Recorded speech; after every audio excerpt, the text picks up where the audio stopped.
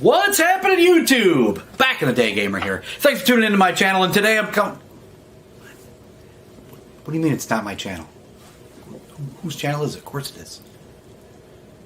Pico wants me to do a bumper? What's that? Why would he want me to be on his channel? Alright, whatever. Just keep rolling. What's happening, YouTube? I'm Back in the Day Gamer, and you're watching Chris Pico, the old-ass retro gamer. What does that say? I don't know what that means. What does that mean? You don't know what it means either? Neither of us know what it means. You want me to say it? Doesn't that sound stupid to you? Alright, I'm not gonna argue. Just keep rolling, okay? Remember Kenna, suckers! Happy? We done now? Amateurs.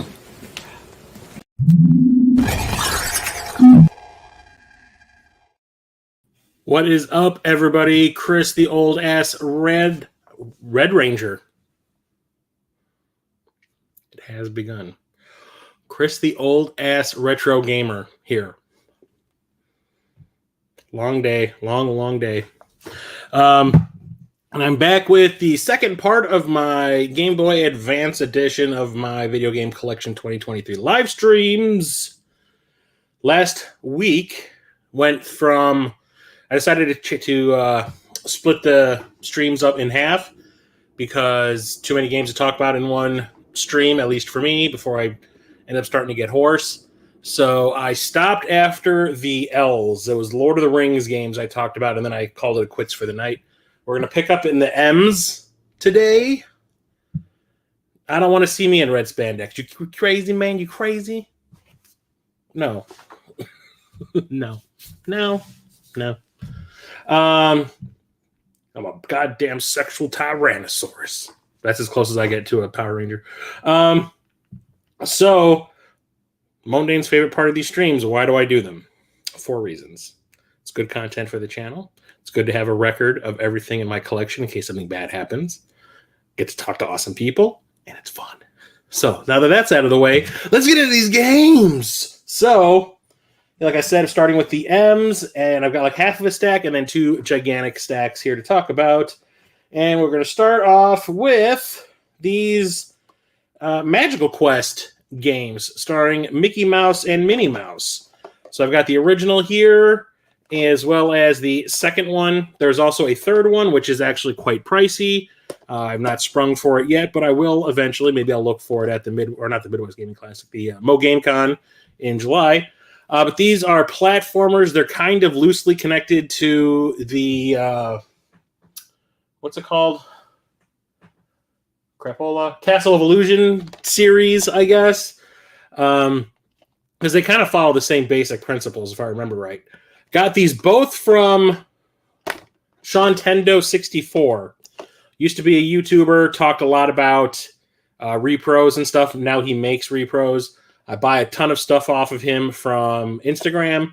He'll make a bunch of repros, put them up for sale. I've snagged a bunch. And then at one point he was selling parts of his collection. I got both of these from him. But they are platformers, very childish platformers. You know, these are geared more towards the kids than the adults. But you get to play as Mickey and Minnie in both of them. And from what I've played of the first one, it is actually quite fun. Quite fun, or actually fun to the point where I really started to get into buying all of the other Mickey Mouse games like this for all the other consoles, like for the Wii. And I think I ended up getting the second, was it the World of Illusion?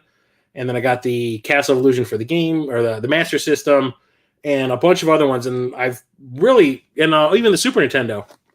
But I've really gotten into these series, or this, I can't talk, god damn it. I've gotten into this series probably like 2 years ago. I need to get back into it. I got into the series. This mouth, man, it's got a mind of its own sometimes. Here's a classic. One of the games I actually did own back when I first got my Game Boy Advance. I remember I had a jury duty.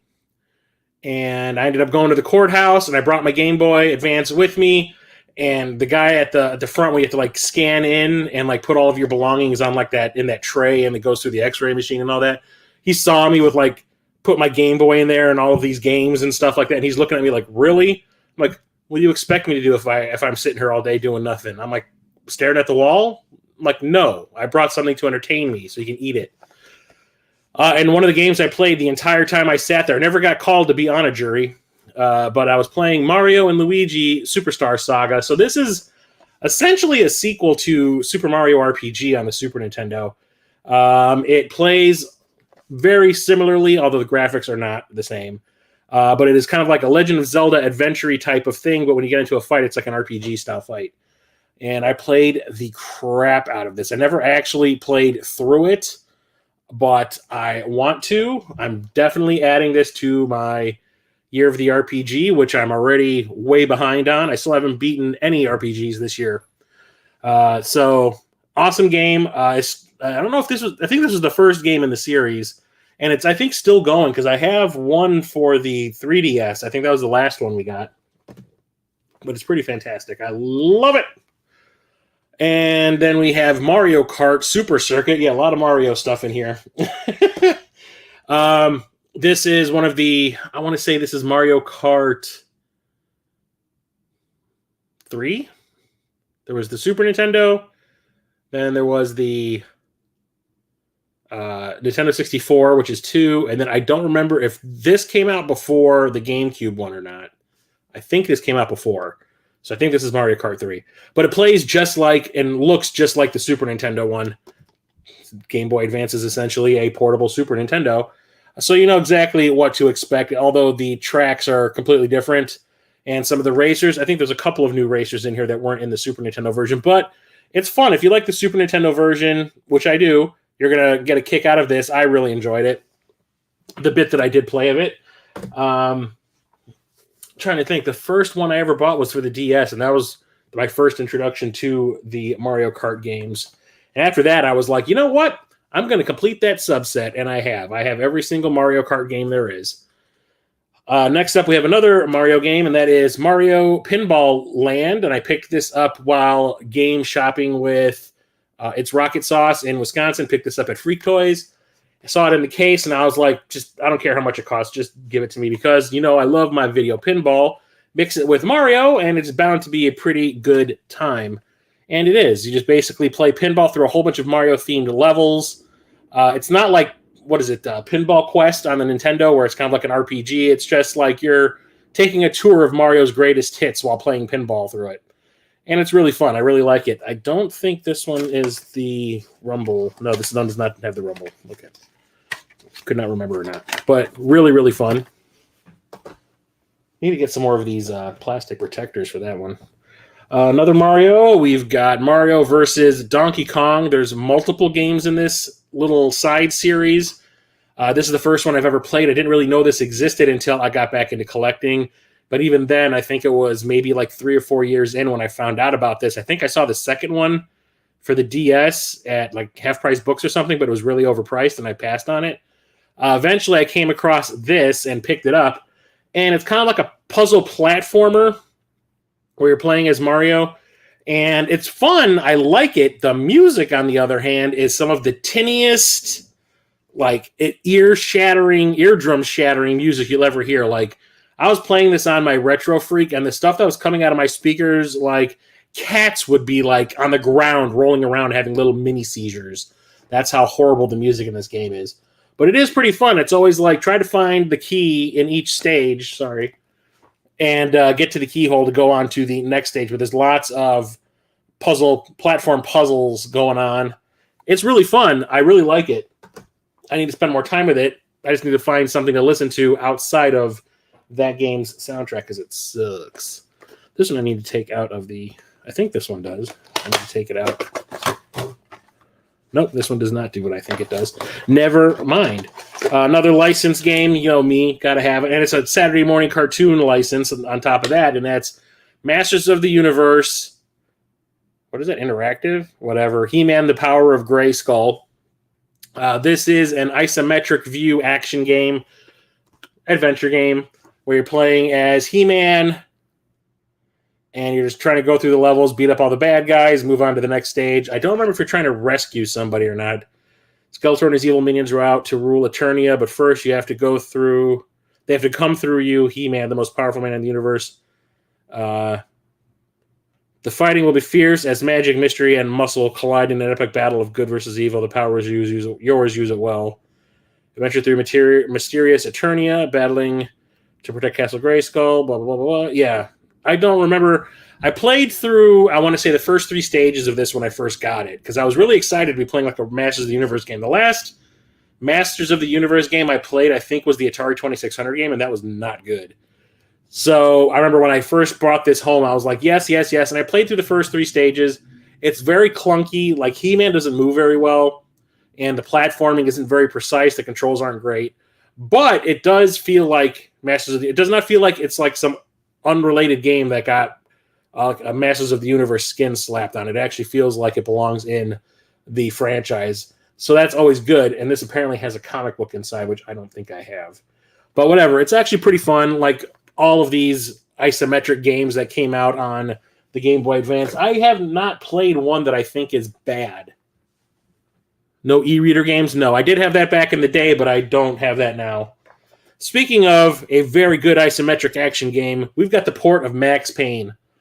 I absolutely loved Max Payne. I remember reading about it in magazines and stuff when it was coming out for the PC, and like losing my freaking mind because, the whole bullet time thing and being able to slow down time and shoot people in the room and all that just sounded super awesome, on top of the fact that it was like this like film noir style story, really dark and all that.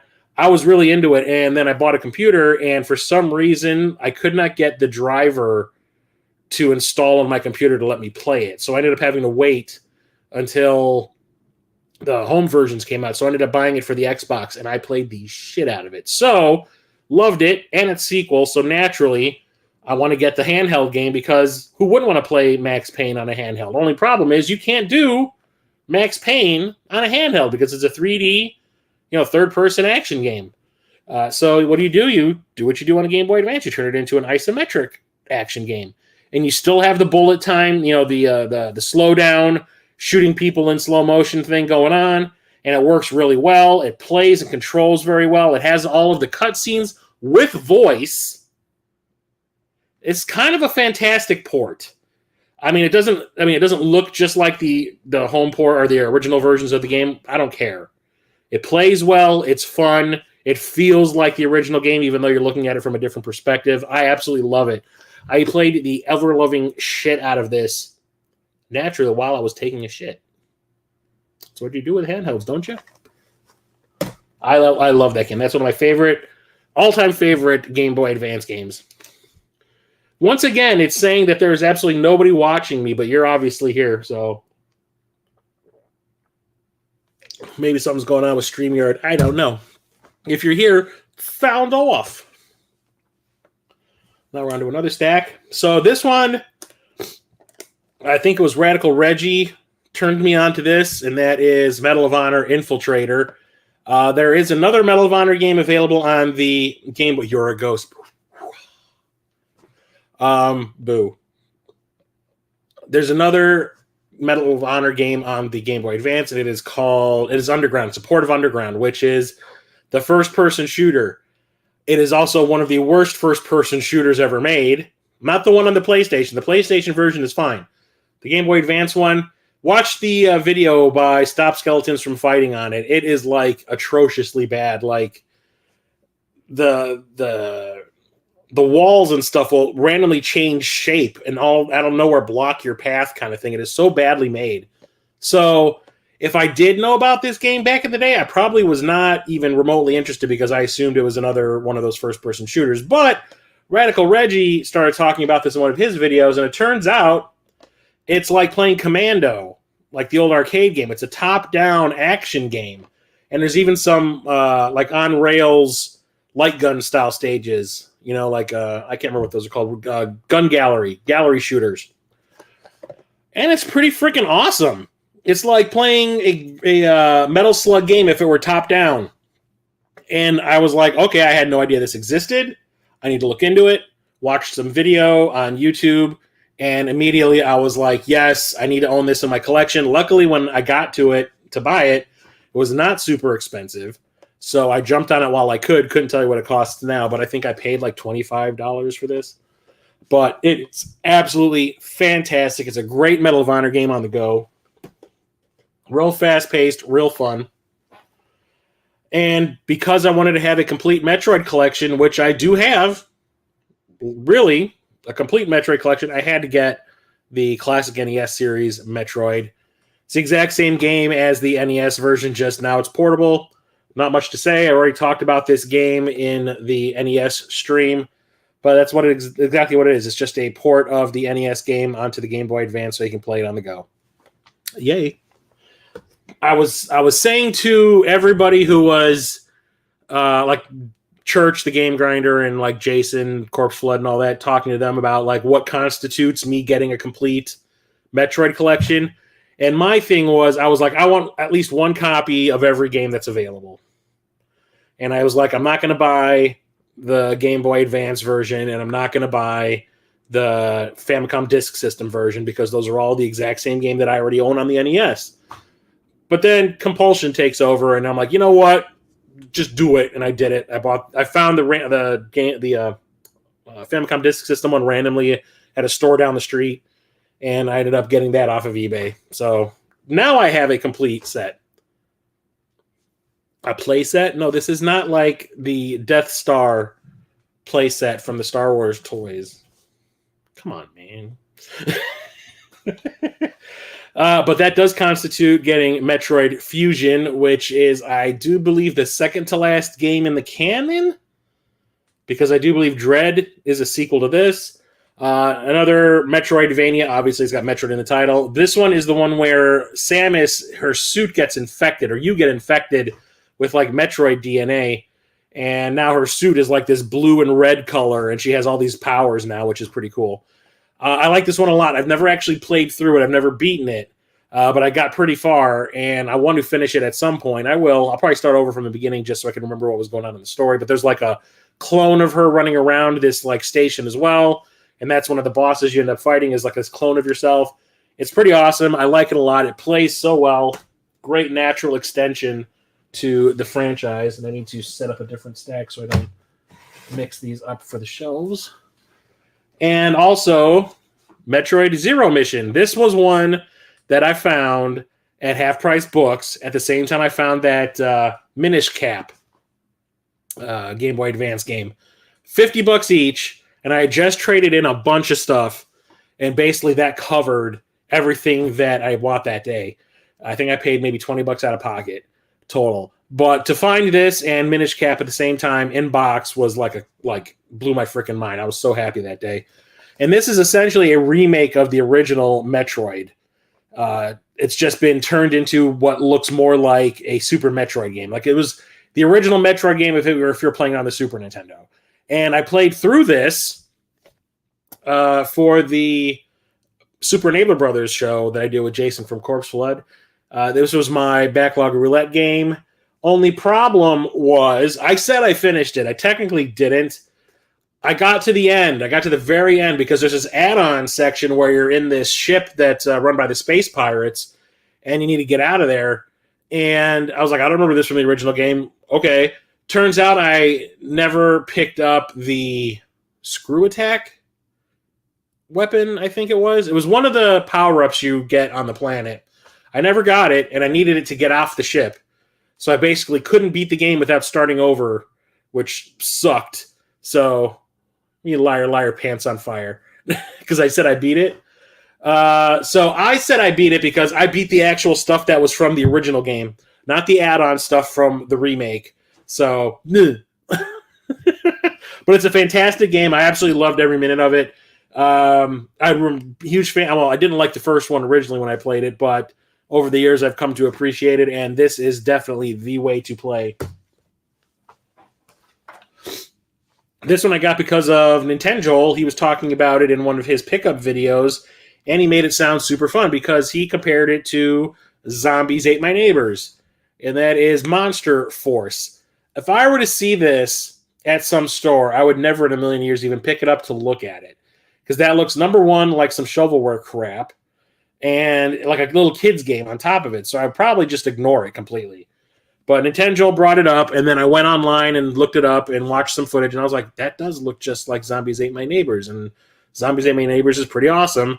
So went online, found a copy of it dirt cheap, and picked it up, and no, I didn't. I got this at People Play Games. I remember Nintendo talked about it. I looked it up. I said, I'm going to buy it, and then I went over there to see what they had, and they had a copy of it sitting on their shelf, so I snagged it, and it was dirt cheap there. And as you can tell on the back, it looks just like Zombies Ate My Neighbors.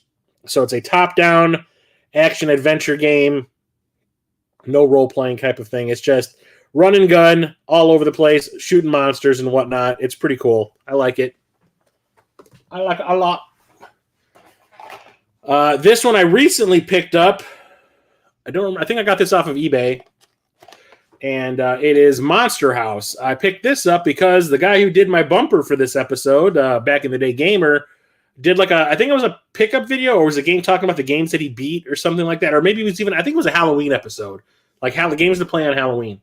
And he brought this up. And I've seen the movie that this is based on, Monster House. It's okay. I like it. It's all right.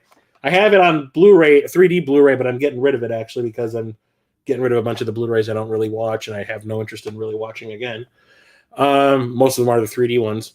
So there will be no 3D Blu-rays to watch on the PSVR Part 3.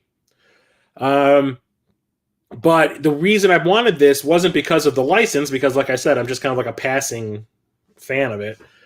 It's because he basically said this is like a little kid's Resident Evil game. And I was like all over it. I was like, say what now? Like Resident Evil via Legend of Zelda, because it is a top-down action, like survival horror style game. But he says it is as close to a little kid's version of a Resident Evil game as you're going to get, and it's super fun. So with his endorsement, I was like, sure, I'll pick it up. So why not? Haven't actually played it yet. This is a reproduction I got from the VGDB, or the Video Game Database, and it's still sealed. And that is Mother 3. This is actually, the third game in the Earthbound series.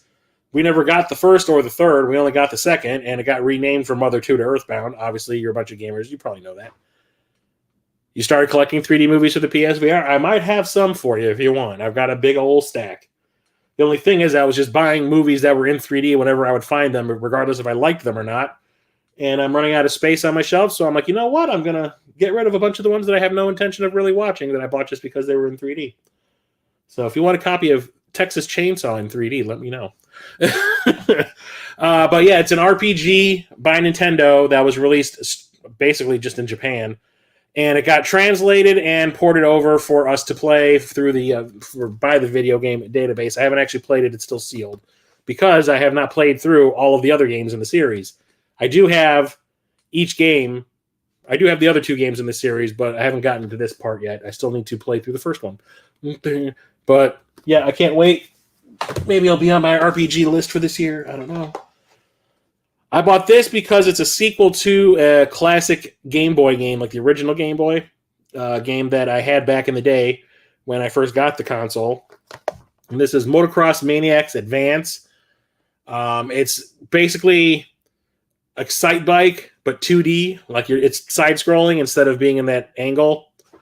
And it's a lot of loops, and like you do the whole turbo jumping thing, but it's mostly to get into these loop-de-loops that are like above the ground. You can kind of see it in the picture, especially like right where this one is. You can see the loop above, and you have to like jump up to it.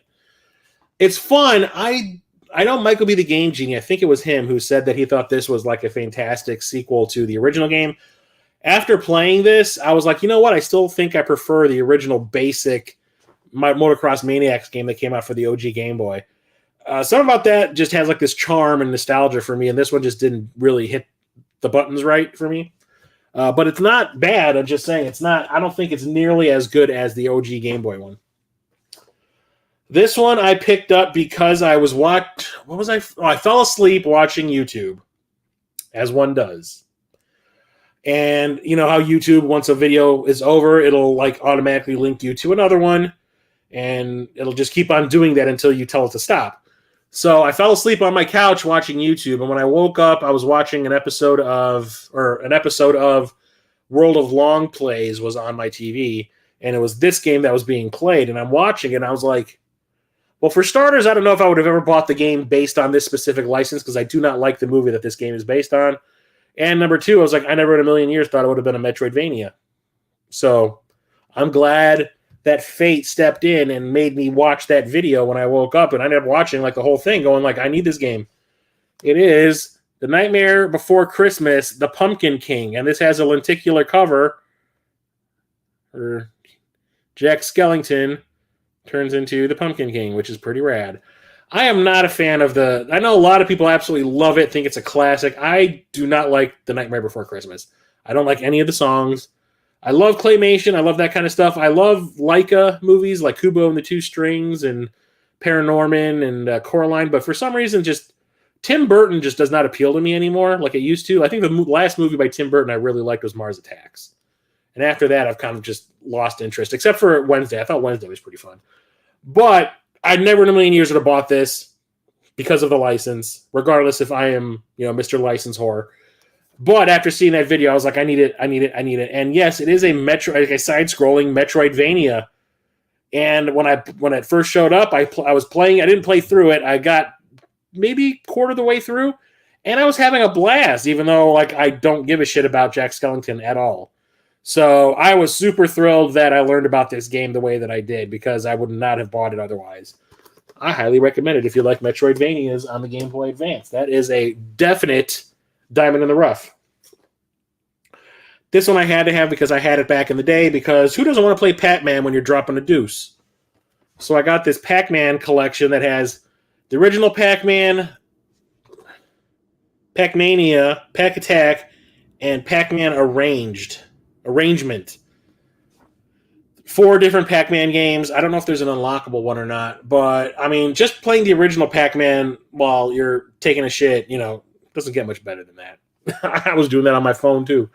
So had to pick this one up. I think I found this at Half Price Books also. So yeah. This one I picked up at Free Toys in Wisconsin with its Rocket Sauce, and I got it because it's a license game. Because what's up, Retro Coop? Welcome, welcome. I got Pirates of the Caribbean, Curse of the Black Pearl. The only game that is based on this movie, I think, because there's a Pirates of the Caribbean, the Curse of Jack Sparrow or whatever that's on the PlayStation 2 that I talked about in that stream. And there's ones based on the sequels, but I don't think we actually got any games based on the first one except for this. And this one is an isometric action game like you do on the Game Boy Advance, although it covers not only the stuff when you're on foot, doing all the beat-em-up type stuff that you'd expect, but also when you're doing all the ship-bound stuff too. And it's actually not too shabby. It's not the greatest licensed game I've ever played. It's also far from the worst. But for a Pirates of the Caribbean game, it's actually pretty cool to be able to play through it. And I really enjoyed the time that I spent playing that one. Come here. Next up, we've got Prince of Persia, The Sands of Time. Prince of Persia, Sands of Time, when I bought that for the Xbox, like, my mind was blown. Like, I did not know that 3D combat could be that fluid and fun. And all the platforming, running along the walls and all that, I was like, it was new. It was fantastic. I played through that game so fast, and I started a new game right after I finished it because I wanted to play it again. Super awesome. So when I see that there is the Game Boy Advance part, which I did not know existed, I probably should have known. I picked it up because I got this at the exact same time I picked up that Pirates of the Caribbean game when I was out with Rocket Sauce. But this one is not a 3D action game. This is actually a 2D side-scrolling action game, but it plays through the same events as the other game, just from a different perspective. Not nearly as good, I will admit, but it is fun nonetheless for a side-scrolling, beat-em-up action game. But you get to do all those sands, slowing down time and rewinding and all that kind of stuff. Pretty fantastic. Highly recommended. I'm not sure if any of the sequels actually got ports, like Warrior Within. I have to look into that.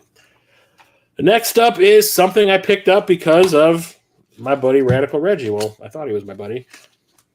Apparently not.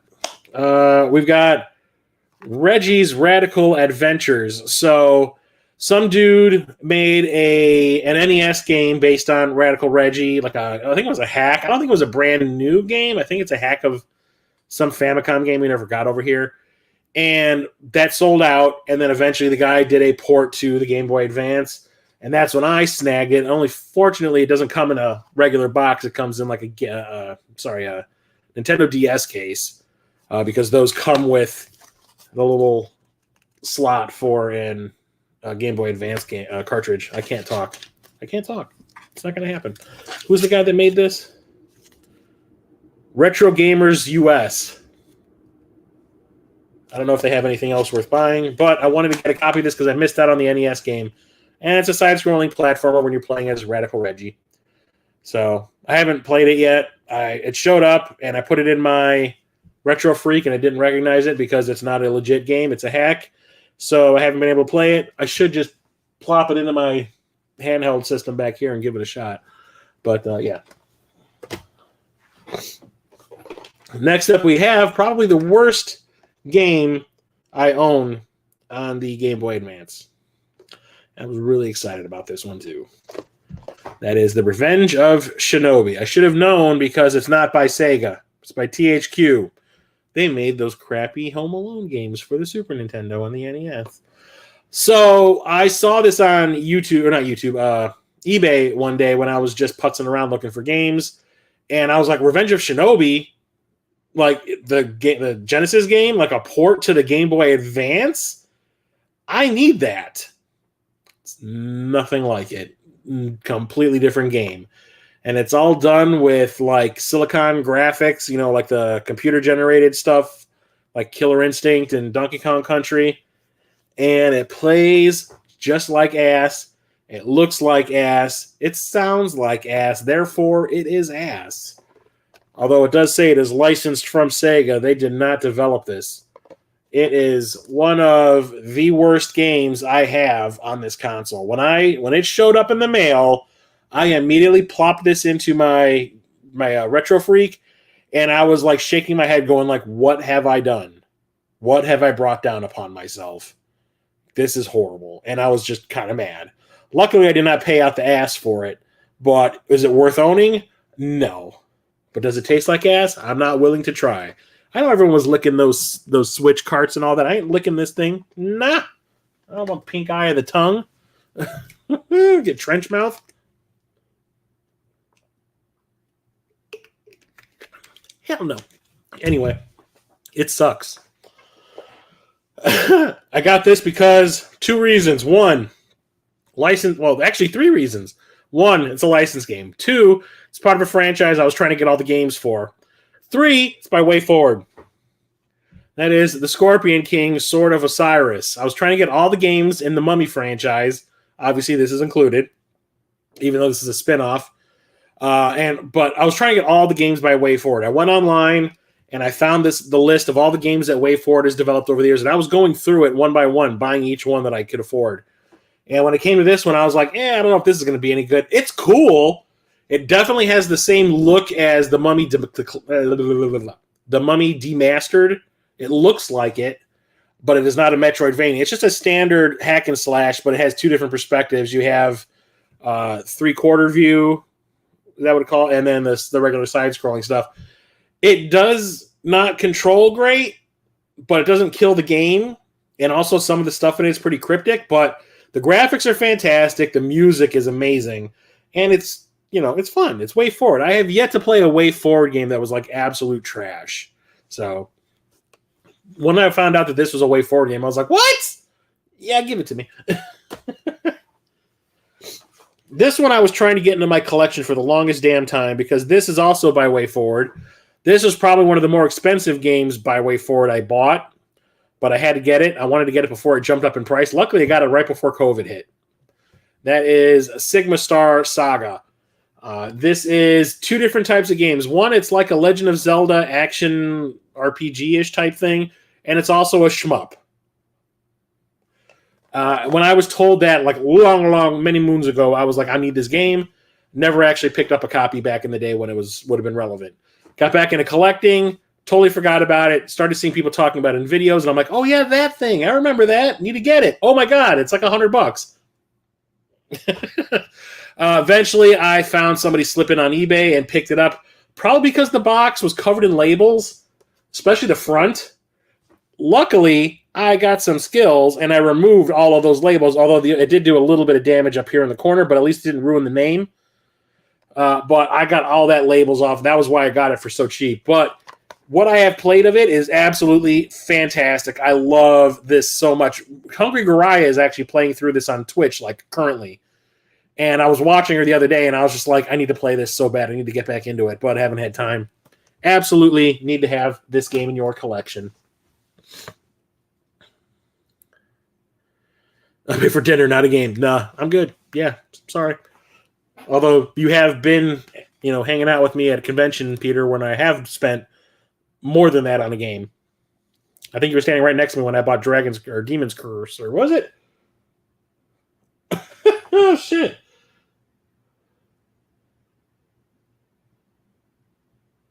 I cannot remember the name of the freaking game. I'm completely blanking on it. Demon's Crest. Creston. Demon's Crest. That was a funny story.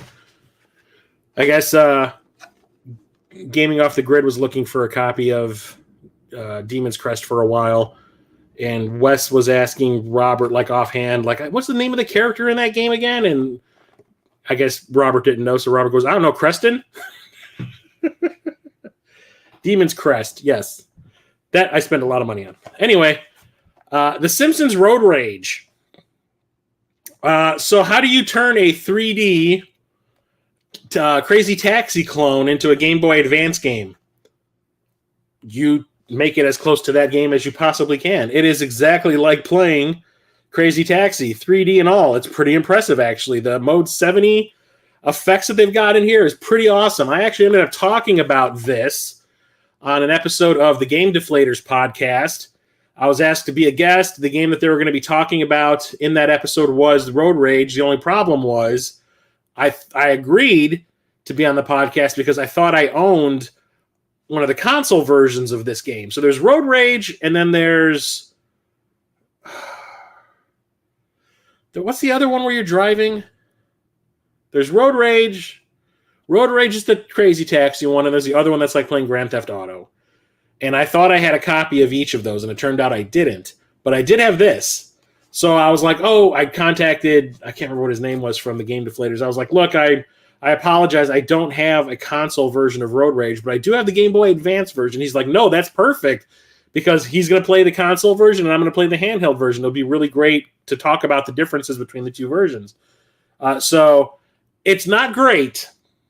It's serviceable. It's the job done, but you'd be better off just playing the console versions, because it's one of the weird things is like while you're playing it, you get the feeling that your Game Boy Advance is getting a little bit overclocked, and it starts to really like slow down and stutter when there's a lot of things on screen, and the perspective is a little bit better in the home versions and the console versions. You get more of a view of the playfield. Here, in order to cut down on the amount of like rotation and scaling and all that the console has to do, the ground has been actually lowered a little bit more, so it's almost even to your perspective. So it makes it harder to see what's going and or to see where you're going, and if there's a turn coming up and all that kind of stuff. Luckily, there's like an arrow that'll pop up on the screen to say to turn here, to turn here, or keep going straight or whatever, like in Crazy Taxi. And there's a ton of characters and vehicles to unlock. I mean, I got to get that out there. But it's not the ideal way to play it. It's fine. It's fine. Just, I'd rather say get the console version. Hit and Run, that's it. Hit and Run's the one that's like the Grand Theft Auto. I think I have that. I don't have a version of that outside of this Game Boy Advance version. Now we're getting into the various Star Wars games on this console. This game was a dumping ground for Star Wars because this was a thing during the Episode 2 and 3 era. Prequels. Beat me off the podium. Behave, guys. Behave. There was a lot of Star Wars games. Like I said, they're all from the prequel era, which I'm not a big fan of. Mostly because this, I think, was the first one I bought when I got back into collecting. And I was like, oh, is this what I have to look forward to for the rest of these Star Wars games? Because this is horrific. And that is Star Wars Episode 2, Attack of the Clones. This one is based on the movie, and it's just as bad as the movie, as far as I'm concerned. It is a side-scrolling beat-em-up, but your characters are too damn big. The controls are garbage. There's these first-person areas that are not good. It's just like Anakin. Like most of the time you're playing as Anakin, but when he walks, he looks like a stick figure. His like legs just kind of go cloop, cloop, cloop. It's bad. It is just like it feels thrown together to get out by the movie's release date. It's just not well made. It's horrible. I hate this game. I hate it. Oh, excuse me.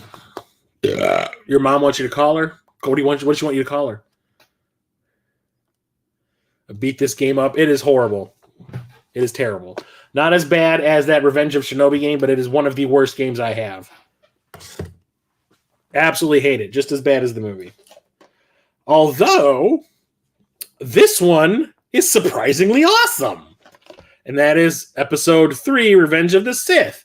This one feels like Way Forward made it. Really, really like Way Forward made it. It's a side-scrolling beat-em-up, and this is a straight-up beat-em-up, like cartoony. Like a Way Forward beat-em-up. You get to play as either Anakin or Obi-Wan, and each one of them has their own storyline, kind of like the home console version. You get to see the story from each person's perspective, but it is super awesome. The force power kind of stuff you end up getting in this game is amazing, and it's kind of like screen clearing kind of stuff and pushing, the force pushes and the pulls, all that stuff. It is so good, and this is also available on the DS, and it's basically the exact same game. And you know what? I might actually buy it on the DS also, just so I can have it. But it is fantastic. This one is the polar opposite of this one. This one felt rushed and like just thrown up onto a cartridge. Someone just vomited it up onto a circuit board and put it in a cart. This is the one where it looks like everybody saw the movie, like an early cut, or read the script, It was like, let's pick all the best parts out of the action stuff and make the best game we possibly can. And it is pretty fantastic. So if you're going to get one game, this is the one. And then there's all these other weird ones. There was a weird combination. Was it THQ and Ubisoft had the rights? Like, I think THQ had it at first, and then they lost it after episode 2 had run its course. And then for episode 3 era, Ubisoft had it. So THQ made that episode 2 game. Ubisoft made the episode 3 game. Hell yeah. But then there's this one, which is Star Wars Flight of the Falcon, which I don't know what the point of this one was. It's just a whole bunch of missions where you're like on the Falcon. Some of the stuff is from the movies, but it controls like poop. It looks cool. Like you can see, you have the Falcon in front of the screen at all times, and you can make it do like, you know, barrel rolls and move all over the screen. It's kind of like playing like a generic Star Fox, but it doesn't control great, and the aiming is not precise. But then every once in a while, you get to do something completely different. Like, oh, all of a sudden I'm on a speeder bike, and then all of a sudden I'm in an X-wing. I thought this was all about flying the Falcon. Lying sons of bees. It's not great. It's okay. It's got its moments, but for the most part, it's just another one that just felt like, hey, we're about to lose this license, guys. Let's get one more game out there before we do. And that's like, yeah, random Star Wars game that just popped up out of nowhere. And you can kind of sort of see the vague silhouette of Han Solo right there. And someone else, I cannot tell who that is supposed to be on the other side. There's like another face over here. I don't think it's supposed to be the Emperor, but it's like some weird face. Oh, it's Chewbacca. That's it. It's Han here, Han over here, and Chewbacca over here. We don't have the full license to use their likeness. Let's just kind of do it in silhouette and be mysterious about it. This one is cool, but this is a port of a console game for the PS1 and the Dreamcast. And it's Star Wars Jedi Power Battles. I think this is the only one that got put on a cart. It's not bad, though. It is definitely pared down from what the PlayStation and the Dreamcast games are. But it's no less fun. It's just a really cool isometric beat 'em up where you're playing as a whole bunch of different Jedi. I don't think this has the amount of Jedi that the other ones had, because there was a ton of unlockable ones, at least in the Dreamcast version. Here it just says you can play as Obi-Wan, Qui-Gon, or Mace Windu. But there's a whole bunch of like other Jedi you can unlock in the other one. But it's a pretty fun little lightsaber beat 'em up platformer. I highly recommend it. It's pretty fun. Although I would recommend getting the actual console version over this. It definitely does play a hell of a lot better. And then there's this, another putrid piece of crap. This is another one by THQ. Like, the only good THQ one is that port of Jedi Power Battles. But this one right here, it's a tie between which is the worst Star Wars game I have on this console. It's between Episode 2 and Star Wars The New Droid Army. This is another one where it feels like, hey guys, the license is going to expire soon. Let's just keep pumping the games out so we can make our Star Wars monies. This is an isometric action platformer beat 'em up also, where you're basically playing as Anakin, going through like some of the events from Episode 2 and some stuff that takes place before and after, and like some stuff in between that doesn't really get explained in the movie. But it controls like absolute ass. I talked about this and the Episode 2 game in the I did those 2 sets of videos about bad and good Star Wars games. I talked about this in I think the first bad one. It controls like absolute crap. The animation is actually pretty cool for Anakin. Like, he does like these flips and all that. And like when he runs, the animations are really fun and really, really detailed and really cool. The only problem is like the controls outside of that are just absolutely terrible. And like the hit detection is garbage. There was one part where I jumped to a ledge, and it's in that video. You can see it happen. I jumped to a ledge, and then Anakin randomly started like going like this with his lightsaber. Like, I wasn't hitting any attack button. He just started like having like a little seizure, and then he fell into the pit. And I'm like, okay, what was that? So this game is glitchy as all hell, and it's not fun. I bought this on eBay.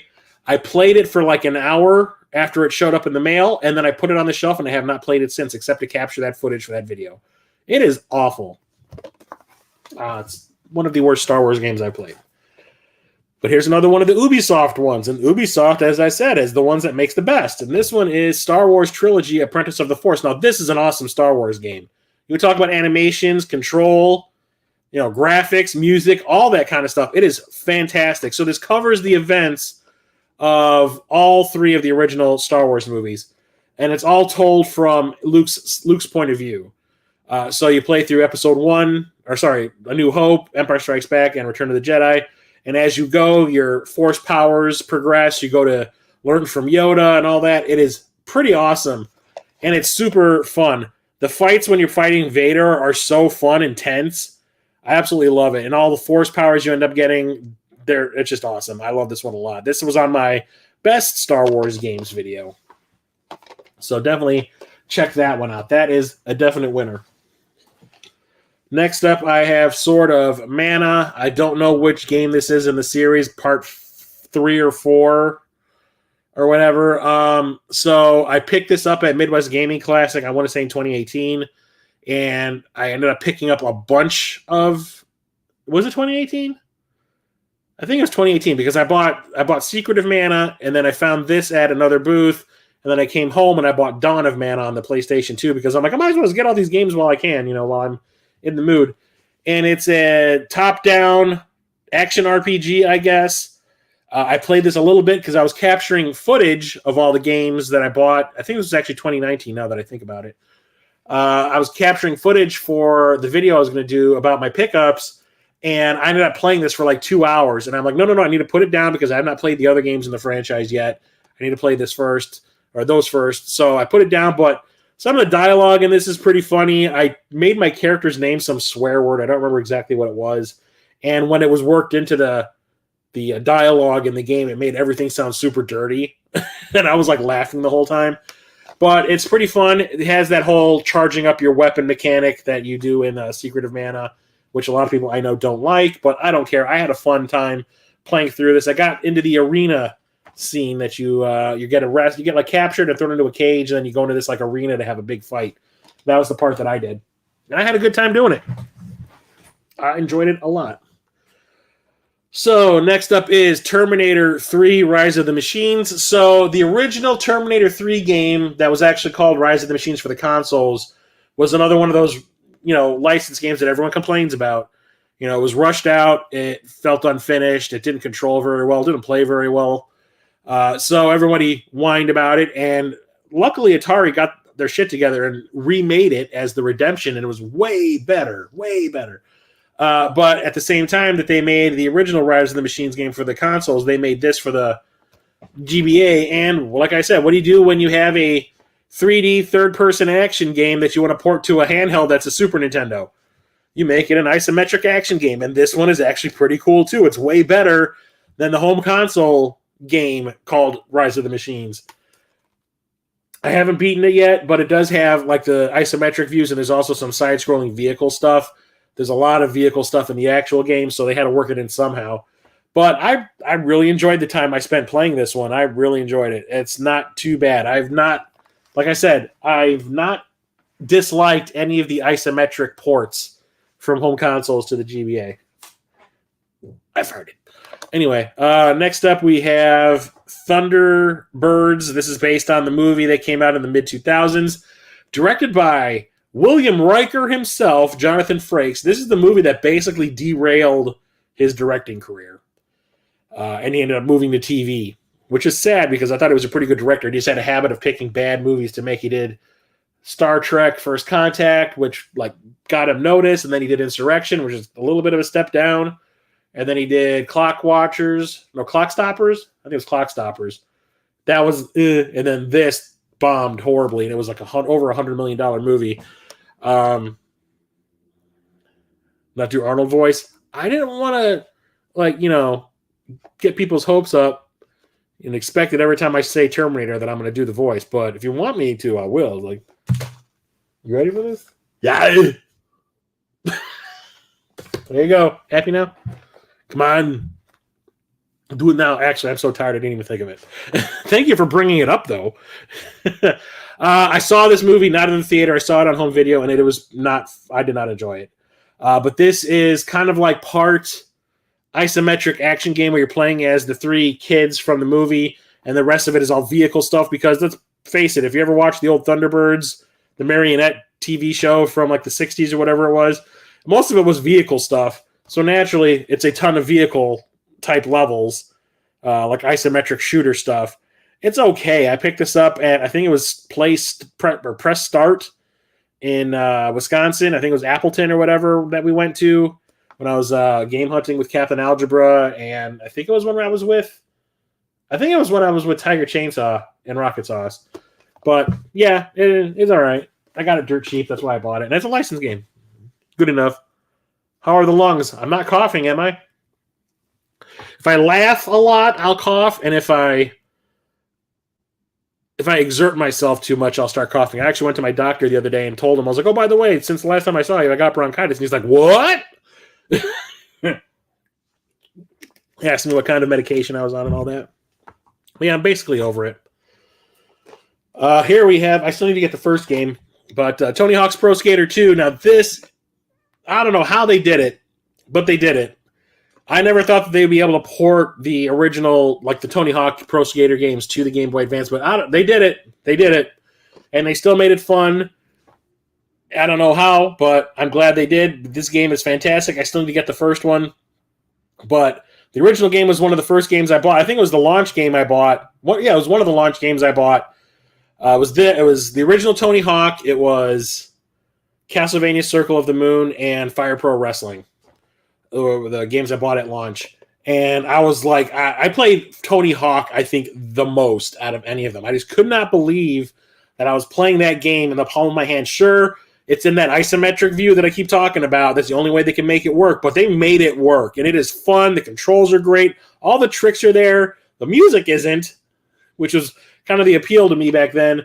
But it's still fun. All the skaters are there, although they don't have any difference in between any of them.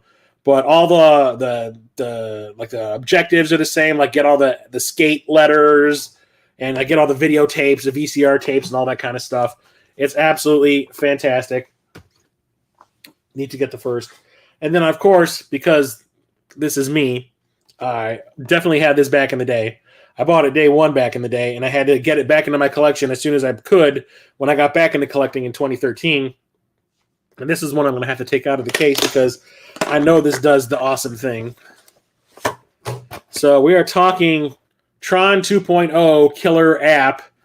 And the original version of this that came out for the PC and the Xbox is a first-person shooter. It's a Tron first-person shooter, and it is absolutely amazing. I love that game. It is so cool. Like blocking with the disc like you do in the movie in first person. But what do you do when you have a first-person shooter and you don't want to go through all the trouble of porting that over to the handheld Super Nintendo?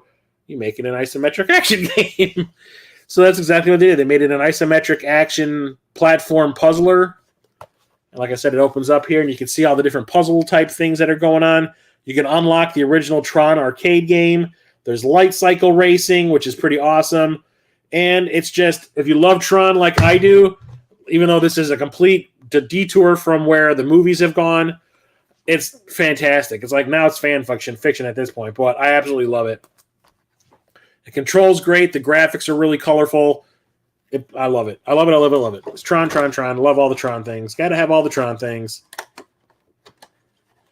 Featuring discs of Tron and Tron classic arcade games in here. Yeah. Too bad I have the arcade cabinet in the next room. Make it an isometric game. Yep. They didn't do that with this, though. With Ultimate Spider-Man. So these were obviously a third-person action game. They did not turn this into an isometric action game. They just made it into a side-scrolling beat-em-up, which is not bad. I actually really enjoy it. I was questioning if I should buy this because I picked this up at that Freak Toys place in Sheboygan, and it was dirt cheap, but I was like, do I really want to take the chance on that? Because I did not know that this had a port to the Game Boy Advance. There's a lot of stuff I did not know came out on this console. This console had like over 1,000 games or something released for it, so I'm not aware of most of it. But I eventually was like, yeah, okay, licensed game number one. Number two, I really enjoyed Ultimate Spider-Man on the Xbox. Just pick it up, and if it sucks, whatever. I'm sure Jason from Corpse Fund will want it. And it turned out to be a pretty fun beat-em-up, so I picked it up, and I played it just a little bit to make sure that it worked when I brought it home from the store, and it was all right. I enjoyed it. This one I bought because of Radical Reggie, and now this is actually kind of an expensive game, and I have it still sealed. I bought this for dirt cheap on eBay because nobody gave a shit about this game because I knew absolutely nothing about it until Reggie talked about it. I don't remember if it was a Metal Jesus video or what, but he brought it up at one point, and I was like, that actually sounds pretty fun. Found a copy on eBay, bought it, and now it's like super expensive because everybody knows about it now. Tron Light Cycles and Extreme G3. Ooh, there's some of that kind of stuff in, what is it, Tron Evolution a little bit for the PS3 and the Xbox 360. But we're talking Wade Hickston's Counterpunch. So this is kind of like a rip-off of Super Punch-Out. So if you look at those pictures, you can see you've got like your boxer, his back faces you. You've got the opponent who is like usually a lot larger than you are, facing you, and you jump up like Little Mac does to punch the dude in the face or in the tummy or whatever, and you have like all these crazy boxers here on the front trying to challenge you. And it's really fun. It's really well designed. It plays great, and it's like an homage to the awesome, Punch-Out series. So I had to pick it up, and it's also animation-wise, it reminds me a little bit of like Dragon's Lair. I don't know why, but it does. At least the style. Although your main character has the crazy freaking mullet. But it is super fun, and you can see the wrinkles on the plastic because this is still sealed. Maybe I should sell this copy and get an open one. But I played what's it called? A ROM of that, because at that point I wasn't making a whole lot of money when I got back into collecting, and I was being a little bit more picky. So I downloaded a ROM, and I played it on my computer, and I was like, yeah, I think I want to pick it up. And sure enough, I found it dirt cheap. But next up, we got another one that I never thought in a million years would be on this freaking console, but we got Wing Commander Prophecy. When the hell did this happen, and who thought it was a good idea? I'm glad they did it, though. Holy shit. When you play a Wing Commander game on the PC, it's like your keyboard does a lot of things. Like all the different buttons on your keypad do something. It was weird on the 3DO. It's great on the 3DO, don't get me wrong, but like you have to do weird button combinations in order to do things in that game. Well, you have even less buttons on the Game Boy Advance. How do you play that? They found ways. But it's like a in the cockpit outer space dogfight simulator. You got all different kind of crazy missions that you normally do in this kind of stuff. You got like your escort missions, your skirmishes, all that kind of stuff. And on top of that, you got the plot going from the PC game. I don't know how they did it, but they did it. And it works. And it's pretty awesome. I was super thrilled when I found out about this. And I played it, and I was like, having it is one thing. Actually enjoying it is another. And I was like, this is going to suck. The first time I popped it into my Retro Freak, and I was like, here we go. And sure enough, I was like, I don't know how they did it, but they did it. And it works. And it's fun. Because this was one of the PC games I never got to play. This never got ported to like the PlayStation or any of the Sega or the Nintendo consoles or whatever. Wing Commander 3 first came out on the 3DO, then it got ported to the PlayStation, the original PlayStation, and then PlayStation got the fourth game also, but it stopped there. We never got any of the Wing Commander games after that. And this is the console we got it for? Okay. I'm not complaining. It's awesome. Here is one of these Pico Interactive games. Pico Interactive, not PICO. This is PIKO. Come on, people. We're buying up, at the time that this came out, they were buying up unfinished games for certain consoles, finishing the game, and then giving them a physical release. And I saw Metal Jesus talk about this one specific one.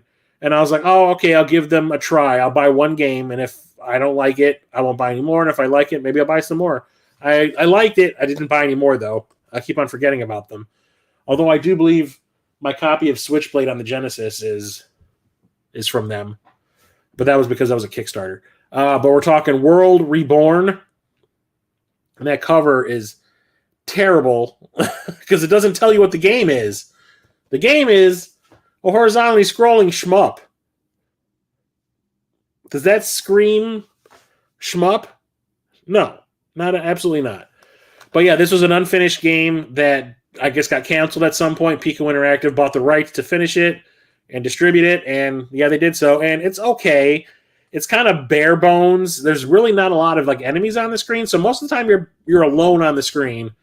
I don't know if it was because that was one of the parts of the programming that never got finished, and they didn't actually finish the game. They just kind of like made sure the game had a beginning, a middle of it, and an end, and that was it. I don't know, but it feels a little light on content, I guess. But it's okay. It's probably one of the reasons why I never went and bought another Pico interactive game. But yeah, whatever. It's not bad. This one I picked up because this is by Way Forward. This was one of the games that they had on their list. And it's X-Men 3, the official game. This is, I don't know why they just didn't call it The Last Stand, but it's X3. Because that's what the original title of the movie was before Fox was like, nope, you're changing the name to Last Stand for some reason. But yeah, it's a side-scrolling beat-em-up throughout the events of the movie, and some events not in the movie. Most of it's in the Danger Room. But it's okay. It's not the greatest Way Forward game, but it's definitely not terrible. You get to play as a bunch of different X-Men. And outside of that, sure. But Way Forward, had to have it. And licensed game. And then the last game I'm going to talk about today is, to me, is just funny. I did not know that this existed at all until I got back into collecting. I remember I was at work. I was bored. I might have been on my lunch break. I don't remember that, but I remember I was bored at work, and I went on eBay, and I typed in Game Boy Advance CIB, and I was just scrolling through all the stuff that was for sale, and I came across this, and it was like $15, and I said, oh my God, why must have that? It's another licensed game, but holy crap, why did somebody think that this, of all movies, needed to be a game? But it is, because I'm holding it in my hand. Triple X. Yep, that's Vin Diesel before he was talking about family all the time. But it's two different types of games. One is like a side-scrolling run-and-gun platformer, and the other is like playing Road Rash. The graphics are like Donkey Kong Country. It's like that Silicon graphics thing. So everything is like awkwardly animated, and sometimes like doesn't look like the characters. See, there's the coughing. It's coming back. I think I inhaled some dust. Sometimes the platforming isn't precise because the character, like, you think you're jumping enough, like, because your character's legs will kind of split across when he's doing the jump, but you'll never actually touch it with your foot, and you'll just fall to your death. Like, it's not precise controls. I don't get it. But the Road Rash stuff is actually pretty decent. The run and gun parts of it are okay. But, like, of all the freaking movies, Triple X, really? And it didn't get a home console version. I want to make one for the Game Boy Advance and leave it at that. For the big deal that this movie kind of was when it first came out, you'd think that would have gotten an all-console push. You know, like, let's just throw it on every single thing. Thingle. Somebody just ripped my tongue out. It's a long day. It's a long day. Put it on every single console out there, but no, it's just Game Boy Advance. It's not terrible, not great, but it's here. Get it if you must. I did. Regretting it? Maybe not. So that's it for my Game Boy Advance collection. About to start having a coughing fit again. Talking too long, laughing, all that kind of stuff. Like I said, I think I inhaled some dust. That's what's setting it off. Got my inhaler over there. I'll do that when I'm done. Thanks for joining me, everybody, and chit-chatting with me while I'm talking about all these awesome games and some not-so-awesome games. Episode 2. Anyway, I'll be back tomorrow with another short. I filmed a whole bunch of shorts after the stream last week, so brand new one coming tomorrow. And then 2 Saturdays from now, the 27th, I do believe. 27th? Yeah, Saturday, the 27th. We will be streaming on my Twitch channel the next episode of my Dungeons & Dragons campaign, Tides of Flame. Hell yeah, Tides of Flame! Mondane will be there, Game Grinder, a bunch of my other friends, and it's going to be awesome. It's going to be epic.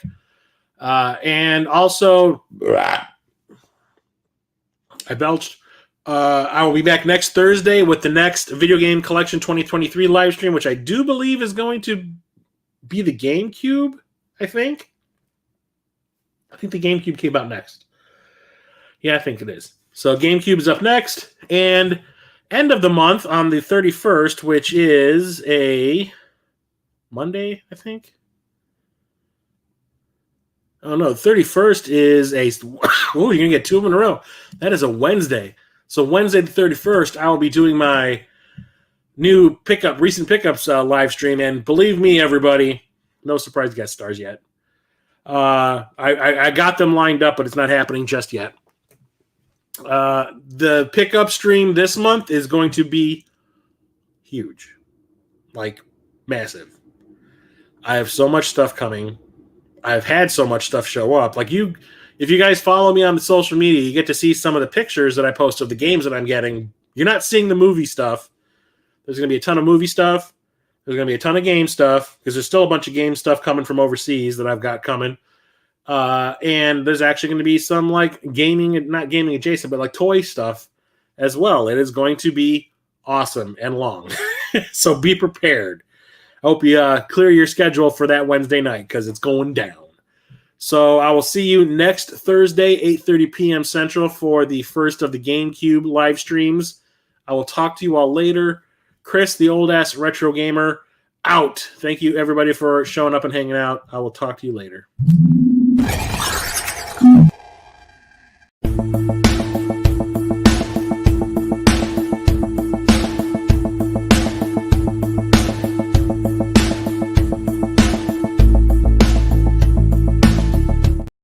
Toy stuff, you'll just have to wait and see.